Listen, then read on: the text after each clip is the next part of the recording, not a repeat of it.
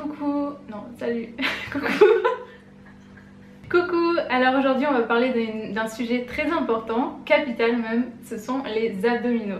Donc si vous avez cliqué sur cette vidéo, il y a des chances que vous avez déjà voulu avoir des abdos ou un ventre plat ou juste renforcer votre ceinture abdominale. Donc cette vidéo est pour vous. Si ça vous intéresse pas, je vous retrouve dans ma prochaine vidéo. Si ce sujet vous intéresse, mettez-vous à l'aise parce que cette vidéo va être assez longue. Donc prenez quelque chose à boire, à manger parce que voilà, vous allez être avec nous pour un petit moment. Donc aujourd'hui il y a ma soeur dans cette vidéo, Camille. Elle est kiné, ma soeur kinésithérapeute spécialisée dans la rééducation périnéale. Donc voilà, c'est ça. Salut à tous. Donc elle va m'aider en fait dans cette vidéo parce que voilà, elle a plus de connaissances sur le sujet que moi. Et aussi elle va m'aider à filmer et à dessiner. Donc il va y avoir beaucoup d'informations dans cette vidéo. Donc je vais la séparer en 4 parties parce que sinon ça va être le gros bazar. Donc la première partie on va parler de l'anatomie, la physiologie. Donc ça c'est plutôt ma soeur qui va pouvoir en parler. Ensuite on va parler des exercices d'abdominaux dits classiques. On va voir s'ils sont bons ou mauvais. On parlera d'autres exercices abdominaux qu'on peut faire pour renforcer les abdos. Et enfin, je terminerai par une partie questions et réponses. Je vais répondre à des questions que vous m'avez posées ainsi que d'autres questions. Donc voilà.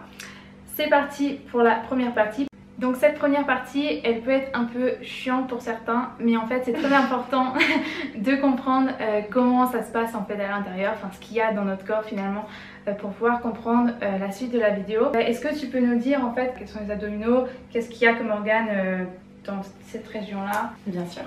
Alors, on a 4 différentes couches de muscles abdominaux. La plus superficielle, ce sont les obliques externes. Ensuite, on a une deuxième couche qui sont nos grands droits. Ensuite, en dessous, on a les obliques internes. Et encore en dessous, on a le transverse abdominal qui est pour nous super important d'un point de vue santé, qui n'est pas très visible mais qui est le plus important finalement. Autour de ça, donc au-dessus des abdominaux, on a nos côtes. En dessous les os du bassin et finalement l'espace abdominal qui contient les viscères, nos organes digestifs, la vessie, l'utérus pour les femmes, le rectum, tous ces organes qui sont très importants. C'est une boîte qui n'est pas fermée par des structures osseuses. On a donc les abdos à l'avant. En dessous, on a notre plancher pelvien ou comme plus communément le périnée. Et au-dessus, ce qui referme et qui sépare de l'espace des poumons, c'est notre diaphragme. À l'arrière, on a une petite structure osseuse qui est la colonne vertébrale, mais finalement, c'est une zone qui est assez fragile puisque tout est des tissus mous. Donc en gros ce qui retient nos organes finalement à l'intérieur, les intestins et tout, les viscères, c'est en grande partie les abdominaux. Donc c'est pour ça que c'est important en fait de les renforcer d'une manière sans risque. Ouais. Donc maintenant on passe à la deuxième partie où je vais vous expliquer, on va vous expliquer ce qui se passe en fait quand on fait des abdominaux classiques, tout ce qui est crunch, sit-ups, tout ça. On les appelle aussi les abdos hyperpressifs. Donc je pense que vous avez déjà dû entendre parler des bons abdos et des mauvais abdos. Mais est-ce que c'est vraiment si simple que ça? Donc je pense que le plus simple c'est de voir avec un exemple directement. Ok, donc là ce qui se passe c'est qu'il y a un bonhomme qui visiblement n'est pas content, va faire un exercice d'abdominaux, donc un crunch on va dire. Il est sur le dos. Donc il va se relever, ça va raccourcir l'espace abdominal. Donc ça c'est le diaphragme et ça le périnée, ça ce sont les abdos. En plus de ça, si la personne ne respire pas ou qu'elle inspire, visuellement ça va créer un ventre qui sort et ça crée une pression qui dirige les viscères vers l'espace le plus faible, c'est-à-dire le périnée. Donc du coup à long terme ça peut provoquer des problèmes dont on va tout de suite parler. Faire ce genre d'exercice à long terme ou pas à long terme, en tout cas ça a quoi comme effet sur la santé? En fait finalement le fait de répéter plusieurs fois des exercices qui font des pressions orienté vers le bas, ça va finir par petit à petit étirer les structures ligamentaires qui soutiennent et le tissu conjonctif qui soutiennent nos viscères, et petit à petit ces viscères ont tendance à descendre dans la cavité abdominale, ce qui peut entraîner ce qu'on appelle communément des descentes d'organes, des prolapsus, donc que ça soit de l'utérus, du rectum ou de la vessie. Et ça peut aussi entraîner des hernies ombilicales, des hernies inguinales. L'incontinence aussi? Voilà, l'incontinence est une suite finalement de la descente d'organes. Quand elle est très prononcée, il peut y avoir... J'avais vu d'ailleurs une vidéo qui montrait en fait des athlètes de CrossFit qui faisaient, je mettrai le lien de la vidéo là, comme ça vous pourrez aller le voir, voilà, à force en fait, elles n'arrivent plus du tout à se retenir quoi. Donc au final, est-ce qu'un crunch c'est bien ou pas? Je dirais pour genre 90% des gens, voire plus, moi inclus même, c'est pas bien parce qu'on n'arrive pas bien à le faire. En fait, ce qu'il faut retenir, je pense que tu es d'accord, c'est que c'est pas vraiment le crunch qui est mauvais, c'est la façon dont on fait le crunch. En fait, un bon exercice, ça va être un exercice où le ventre rentre, c'est ça? Où le ventre rentre et où l'espace abdominal n'est pas raccourci. Ok, donc tout ce qui est crunch, etc., c'est ok à la limite si en fait on arrive à le faire sans faire sortir le ventre, quoi, c'est ça. C'est très difficile, la plupart des gens n'arriveront pas à faire de cette façon-là. Ouais, il faut beaucoup de force, déjà de la force profonde en fait, du coup des abdos profonds, des transverses, et beaucoup d'entraînement, mais d'une manière saine et voilà, sans risque. Donc là, je vous donne l'exemple d'un crunch par exemple. Je vais vous montrer la bonne manière de le faire. Donc le ventre ne sort pas. Et la mauvaise manière, c'est quand le ventre sort. Et c'est pareil pour d'autres exercices comme vous connaissez. Voilà, vous avez compris le principe. Là, mon ventre rentre et là, mon ventre sort. Quand on fait un crunch, la plupart du temps, c'est les abdos superficiels qui travaillent, étant donné que c'est une réaction naturelle du corps de vouloir produire le moins d'efforts possible en fait pour faire un mouvement. Et donc souvent si on n'est pas assez musclé profondément, en fait tout simplement un crunch ça va juste être les abdos superficiels qui vont travailler, et donc ça n'a pas vraiment d'utilité en tant que renforcement musculaire. Oui, d'un point de vue santé, on d'un point de vue santé, oui. Que la surface. Après esthétiquement c'est autre chose, mais voilà. Cela nous amène au troisième point qui est les autres types d'exercices que vous pouvez faire pour renforcer vos abdominaux. Je pense qu'on peut en recommander deux types, enfin plus ou moins. Il y a les abdos, les exercices isométriques et les abdominaux hypopressifs. Tout à fait. Les exercices isométriques, c'est quoi en fait? On parle de contraction isométrique d'un muscle quand le muscle se contracte sans se raccourcir ni s'allonger. C'est une contraction en fait statique finalement, sans raccourcissement. Tout ce qui est gainage, planche et tout. Voilà. Gainage, ouais. Il y a aussi, je pense, tous les trucs de stabilité, genre du surf, enfin tout ce qui est un peu instable finalement, qui permet de se stabiliser avec les abdos profonds. Tout à fait. Dès que les membres supérieurs ou inférieurs sont en mouvement et qu'on nous demande de nous rééquilibrer, les abdominaux sont engagés. Mais tant qu'ils travaillent d'une façon statique, pour ça, tout ce qui est même danse, je pense, certaines danses, et le yoga aussi c'est très bien parce que voilà, vous tenez des postures en fait et vous avez besoin de vous stabiliser donc avec vos abdos, donc voilà. Donc pour le gainage, je voulais juste vous montrer la position idéale. Donc là, j'ai les fesses trop hautes, voilà, je les descends, il faut vraiment que je sois avoir le dos vraiment plat. Ça c'est pas bon, les fesses trop basses, les fesses trop hautes, le dos creux. Si vous devez être sur les genoux, il n'y a pas de souci, mais il faut pas creuser le dos, il ne faut pas avoir les fesses en haut, les fesses en bas. Pour les obliques, vous pouvez aussi faire ça, donc soit sur une jambe, soit sur les deux. Et pareil, ne baissez pas les fesses, ni les monter, ni se tordre, ni quoi que ce soit. Voilà, vraiment tirez vers le haut. Deuxièmement, il y a les abdos hypopressifs. Ça, c'est quoi? Quel est ce mystère? Alors, les abdominaux hypopressifs, ils ont été découverts dans les années 80. Il y a deux grands auteurs, si vous voulez plus de renseignements, qui ont parlé de ça. C'est Marcel Coffrier et Bernadette de Gasquet. Le but, en fait, est de travailler avec une expiration maximale et ensuite de faire remonter son diaphragme en écartant les côtes. On va chercher à faire une aspiration dans l'espace abdominal et on obtient en retour une contraction importante des abdominaux et du périnée. Donc tout de suite, on vous fait une démo. Alors pour faire l'exercice hypopressif, on inspire au niveau du ventre en gonflant son ventre. On souffle, le ventre recule en direction de la colonne vertébrale. On essaie d'expirer au maximum jusqu'à ce qu'il n'y ait plus d'air. Respire plus, creuse le ventre, essaye de glisser le ventre sous les côtes en écartant un peu les côtes. Et là, on va tenir 10 secondes. Et à la fin, on inspire à nouveau en gonflant le ventre. Pour bien réaliser l'exercice, il faut rentrer le menton, placer les mains sur les cuisses. Et quand vous allez expirer, en fait, maintenir votre respiration, vous allez pousser sur vos cuisses. Ensuite, les pieds légèrement écartés et les pointes de pied levés. Quand vous allez être en apnée, vous devriez sentir une gêne dans la trachée. Donc c'est normal, vous inquiétez pas, c'est juste une dépression. Par contre, si vous avez vraiment des maux de tête, à ce moment-là, il faut arrêter l'exercice. Il y a d'autres variantes pour cet exercice. Vous pouvez aussi le faire debout, donc en plaçant vos mains vers l'intérieur sur vos cuisses. Vous pouvez aussi le faire à quatre pattes. À ce moment-là, il faut bien veiller à avoir les jambes légèrement écartées, les mains toujours pointées vers l'intérieur et la nuque relâchée. Vous pouvez aussi le faire assis en tailleur. Voilà, placez vos mains comme je vous le montre là. Les épaules doivent être basses et votre buste doit être relevé. Donc maintenant que vous avez vu comment faire la technique d'abdos hypopressifs, les bénéfices, ça va être notamment avoir déjà esthétiquement un ventre plus plat étant donné qu'on travaille vraiment en aspiration du ventre, donc forcément ça va amener un ventre plus plat. C'est également une technique qui est utilisée aussi au yoga, ça s'appelle le Naoli.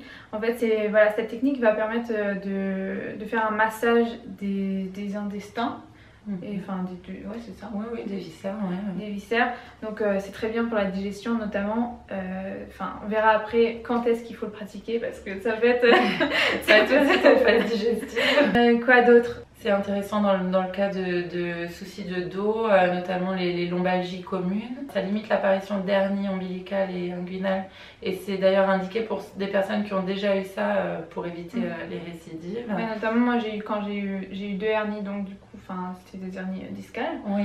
Et donc c'était des seuls exercices que je faisais au début qui étaient absolument sûrs, comment dire, safe.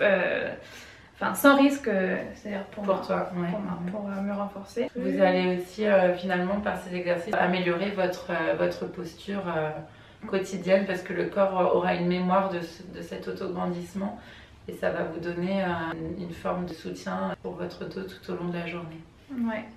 Donc du coup, est-ce que tout le monde peut faire ce genre d'exercice et quand est-ce qu'il faut le faire? Pas de suite après avoir mangé. Voilà, je recommande au moins de laisser passer 2 heures après un repas, le temps que la digestion soit bien entamée. L'idéal serait vraiment de le faire à jeun après une grande période sans manger, du style au réveil, en se réveillant, c'est vraiment le meilleur moment. Il faut éviter de le faire avant de s'endormir parce que ça perturbe un petit peu le sommeil comme on stimule le système orthosympathique. C'est contre-indiqué pour les personnes qui sont enceintes et aussi contre-indiqué pour les personnes qui ont de l'hypertension, même si elle est déjà médicamentée. Et c'est vraiment une contre-indication. De toute façon, il vaut mieux que vous allez... Avant de oui, si vous avez un doute et avant de commencer quoi que ce soit, il vaut mieux avoir un avis médical, passez voir votre médecin et demandez-lui. C'est quelque chose qu'on peut faire tous les jours finalement. Oui, en fait on peut, l'idéal serait de faire une quinzaine de minutes tous les jours, voire tous les 2 jours si vous avez moins de temps, ça serait optimal. Donc maintenant on passe à la dernière partie, donc je vais répondre à certaines questions que j'ai reçues sur Instagram ainsi que d'autres questions que même moi-même je me suis posée, que je t'ai posée finalement parce que voilà, je suis assez curieuse. Donc du coup la première question c'est est-ce qu'il faut totalement abandonner les crunchs, pas du tout en faire ou est-ce que un peu ça va et tout? C'est quoi la réponse? Je sais que vous adorez vos crunchs. L'idéal serait notamment pour nous les filles, ça serait de limiter ce genre d'exercice, de ne pas en faire et de les remplacer par plein de variantes des exercices dont on a parlé, donc soit isométriques, soit de l'hypopressif. Ça serait vraiment le top. Maintenant, si vous voulez continuer à en faire, faites juste bien attention à ne pas trop raccourcir l'espace abdominal, à bien expirer et à surveiller que votre ventre rentre pendant les exercices. Mais c'est quand même pas ce que je recommande. Ouais, donc il faut vraiment s'assurer que, en fait, si vous voulez en faire, que vous ayez la bonne façon de le faire. Donc même moi, je pense que maintenant j'y arrive étant donné que je me suis un peu renforcée, mais au-delà de 20 répétitions, je pense que j'y arriverai plus. En fait, c'est vraiment quelque chose que... Si on veut vraiment le faire bien, c'est vraiment difficile à... Ça demande d'être concentré, d'avoir un contrôle sur... Voilà. Donc du coup, la deuxième question, c'est comment savoir si vous le faites bien ou pas.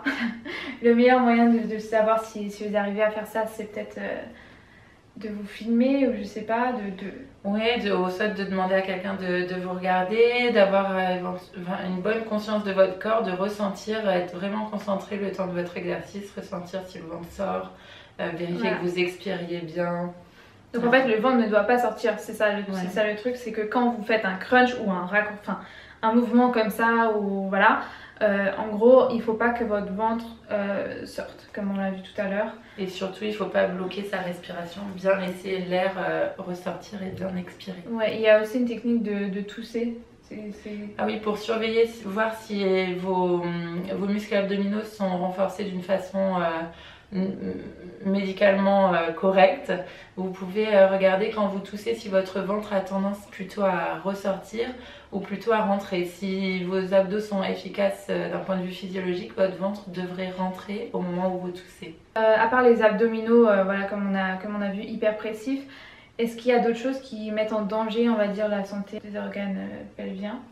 Oui, alors point de vue vraiment périnée, il vaudrait mieux éviter tout ce qui est exercice avec des rebonds, des vibrations. Donc la course à pied n'est pas très indiquée si vous avez des soucis périnéaux ou en suite de couches, après un accouchement. Trampoline, voilà, tout ce qui peut amener des vibrations, tout ce qui est port de charge. Toujours bien adapté si vous voulez faire des exercices avec du poids que vous soulevez. Il faut vraiment rester dans des poids raisonnables, bien penser à expirer. Le mieux c'est de s'appliquer sur son exercice et pas forcément de soulever des poits incroyables. Mieux bien le faire et s'assurer que vous ayez une meilleure santé. Autre question, donc là je regarde sur mon ordinateur les questions. Ah oui, alors des questions que j'ai eu énormément de questions sur le physique, donc ce que je comprends totalement parce que bon voilà, c'est esthétiquement donc une question c'est est-ce que c'est possible d'avoir un six-pack ou genre des abdos hyper dessinés avec donc des abdos du gainage et des abdos hypopressifs? Non. Moi je dirais non, alors vos muscles vont être plus toniques, votre ventre sera plus plat, plus gainé. En il revanche, sera quand même un peu dessiné, je veux dire, il y a quand même, voilà, raisonnablement si vous avez, après ça dépend du taux de graisse, etc. Enfin, sans entrer dans les détails, il y aura quand même une genre de, voilà, un abdos dessiné, mais vraiment le truc six-pack et tout. Le dessin avec les démarcations, vous l'obtenez que avec un travail de répétition et de raccourcissement, ce qui n'est pas l'idéal. Je comparerais un peu ça à la danseuse et au bodybuilder. Le bodybuilder, il va avoir des muscles très dessinés. La danseuse va être elle va avoir des muscles beaucoup plus longs, beaucoup plus fins, mais très toniques. Et le travail en hypopressif ou en isométrie va vous apporter plutôt des muscles fins, mais toniques, un ventre rentré finalement. Donc autre question qui est un peu semblable, c'est comment faire pour avoir un ventre plat, ou est-ce que ces exercices vont aider à avoir un ventre plat? Donc moi je pense que, je peux dire oui, parce que je trouve que mon ventre s'est aplati depuis que je fais des exercices hypopressifs. Donc comme on l'a vu en fait, ça permet au ventre de rentrer. Donc au fur et à mesure en fait le corps s'habitue à finalement avoir cette disposition de ventre plus tonique. Pour avoir des bons résultats, de toute façon, il vaut mieux attendre. C'est vraiment un travail de durée et sur 6 mois, vous aurez vraiment des bons résultats. Voilà, après l'exercice, ça fait pas tout. Donc le ventre plat, c'est pas juste l'exercice. Bien sûr, il y a tout ce qui est alimentaire, etc., hygiène de vie, mais ça, c'est autre chose. Ah oui, il y a aussi un truc super à la mode qu'on voit genre sur Instagram, etc. C'est genre les abdos avec un trait au milieu. Qu'est-ce que c'est? Est-ce que c'est bien ou pas? Oui, alors ça, nous, dans le milieu médical, on appelle ça un diastasis abdominal. C'est une déchirure qui se fait entre les deux grands droits. C'est pas forcément une bonne idée. Alors oui, ça fait un espèce de trait, esthétiquement, c'est un effet de mode, mais pour nous, c'est une fragilité supplémentaire dans les muscles abdominaux qui peut faire qu'on peut avoir des hernies qui apparaissent. Et du coup, ça c'est une cause de faire ce genre d'exercice ou pas forcément? C'est héréditaire, ça vient de quoi en fait, ce genre de... Le diastasis peut être induit par des exercices à type abdominal avec un raccourcissement abdominal et puis trop de répétitions, trop d'excès finalement. Et également peut survenir après une grossesse, après l'étirement très important des muscles abdominaux. Alors, autre question, c'est est-ce que les exercices de obliques, est-ce que c'est bien finalement, est-ce qu'ils sont safe à faire? Alors moi je dirais que tant qu'on conserve un autograndissement et qu'on ne cherche pas à raccourcir l'espace abdominal, si c'est du travail d'oblique où le dos est bien droit, je pense qu'il n'y a pas franchement de risque, il faut bien expirer.